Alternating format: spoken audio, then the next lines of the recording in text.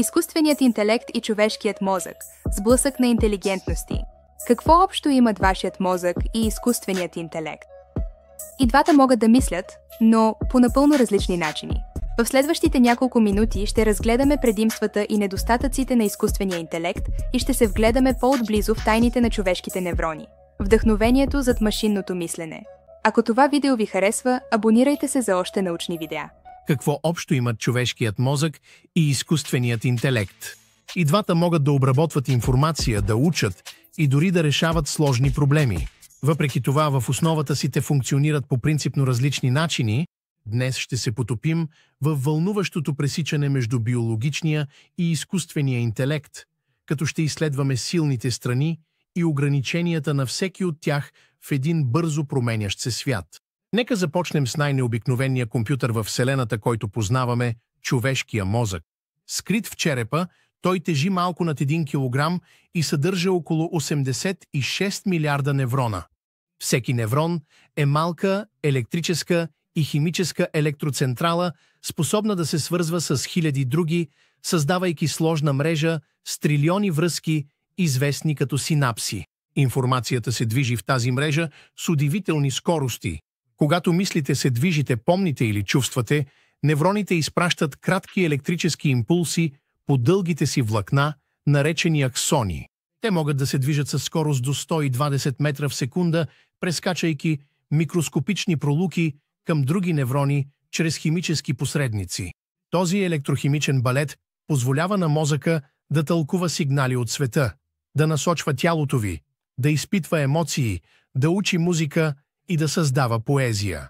Но как всъщност мозъкът се учи? За разлика от машините, той не следва строги редове код. Вместо това ученето е процес, оформян от опита и средата, съчетание от биология и адаптация. С всяко ново умение, спомен или прозрение, невронните пътища се оформят и укрепват. Някои връзки се засилват, докато неизползваните избледняват. Това е невропластичността, забележителната способност на мозъка да се променя с времето. От детството до зрелостта тази гъвкава система е основата на креативността, емоционалната дълбочина и адаптацията. Докато древните философи хилядолетия са се чудили как мисълта възниква от материята, съвременната наука разкрива поразителна сложност. Технологии за мозъчно изображение, като fMRI, показват как мрежи се активират, докато решавате задачи или сънувате. Вашата кора, тънкият външен слой, отговаря за разсъжденията и въображението. Лимбичната система, дълбоко в мозъка, обработва емоциите и паметта. Малкият мозък координира движенията, а мозъчният ствол поддържа сърцето ви да бие. Човешкият мозък поражда съзнание, себеосъзнаване, интроспекция и усещането за съществуване. Неговата креативност захранва изкуството, науката и обществото. И въпреки десетилетия напредък в технологиите, нито една машина все още не се доближава до гъвкавостта или дълбочината на разбирането на мозъка. А какво да кажем за изкуствения интелект? Вдъхновени от структурата на мозъка, програмисти и инженери са разработили системи, създадени да обработват информация, да разпознават модели и да се учат от данни. Това са изкуствените невронни мрежи, гръбнакът на съвременния изкуствен интелект. Представете си мрежа от възли, подредени на слоеве. Данните влизат от едната страна, обработват се през слоеве изкуствени неврони и след безброй математически операции, от другата страна излиза отговор. Всяка връзка в мрежата има тегло, число, което се променя, докато системата с изкуствен интелект се учи от грешките си. За разлика от биологичните неврони, тези възли не са изградени от жива тъкан, а сигналите им не са електрически импулси, а числови изчисления, масиви от числа с плаваща запетая, които се променят със светкавична скорост. Когато модел с изкуствен интелект се обучава върху език, изображение или музика, той обработва милиони примери за дни или дори часове. Той се научава да разпознава фини модели и връзки, които убягват дори на най-големите човешки експерти.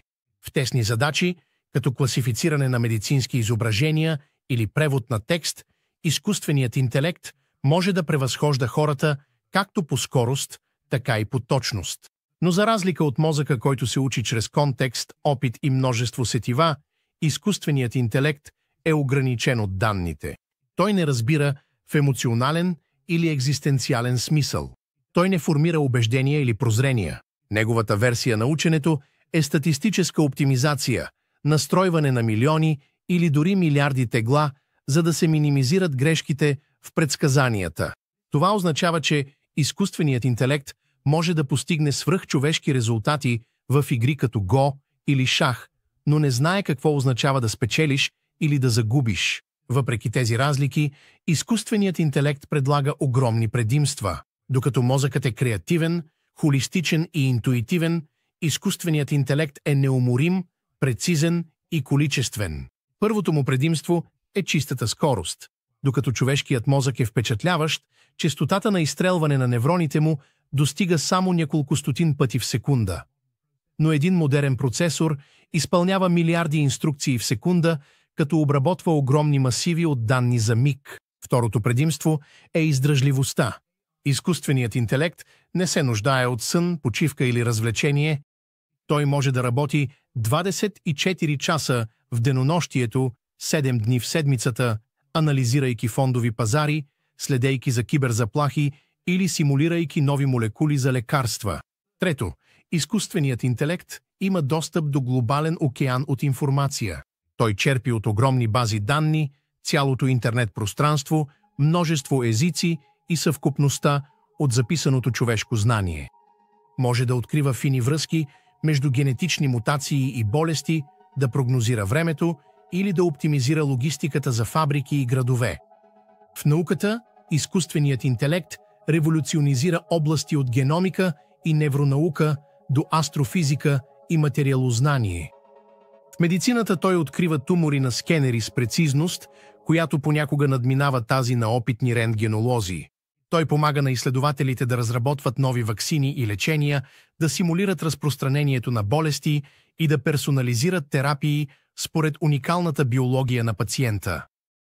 Системите с изкуствен интелект насочват космически апарати през Слънчевата система, задвижват самоуправляващи се автомобили и помагат за автоматизацията на енергийните мрежи.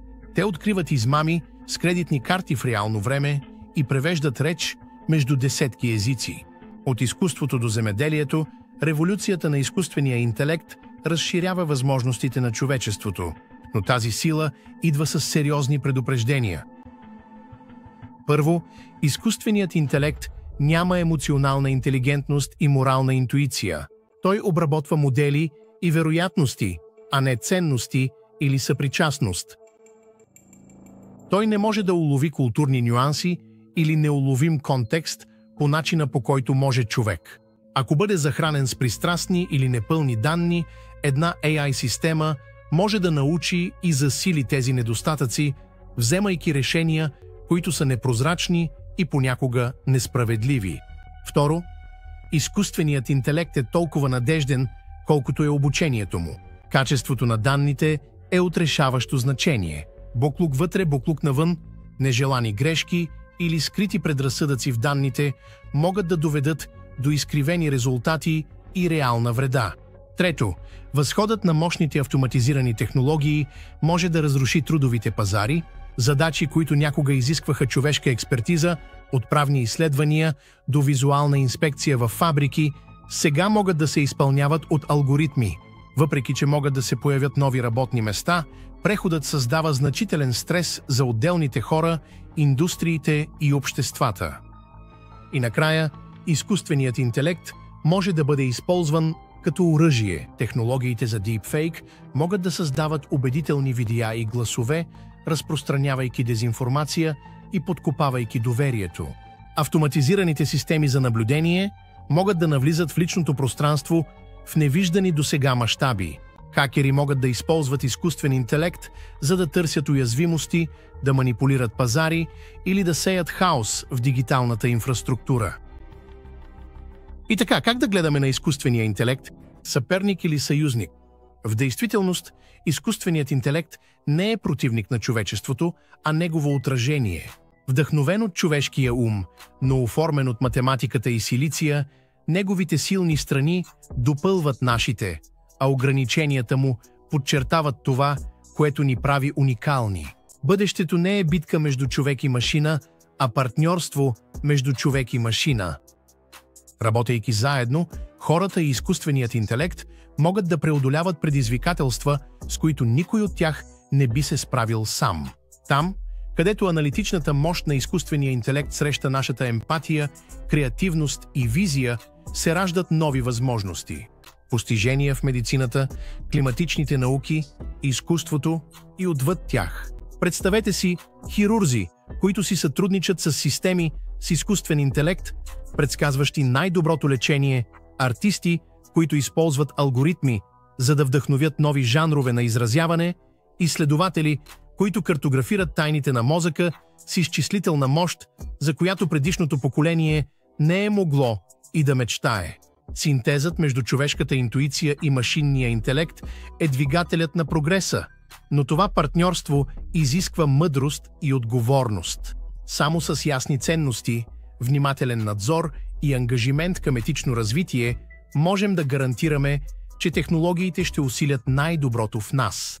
Докато навлизаме все по-дълбоко в ерата на изкуствения интелект, нека помним, че истинската сила се крие в сътрудничеството, в мозъците и алгоритмите, които работят в хармония, за да оформят по-добър свят. Ако това изследване на умовете, както биологични, така и изкуствени, ви е вдъхновило, не забравяйте да се абонирате за още задълбочени погледи към науката, технологиите и бъдещето. Светът на утрешния ден се изгражда днес, а вие сте част от тази история.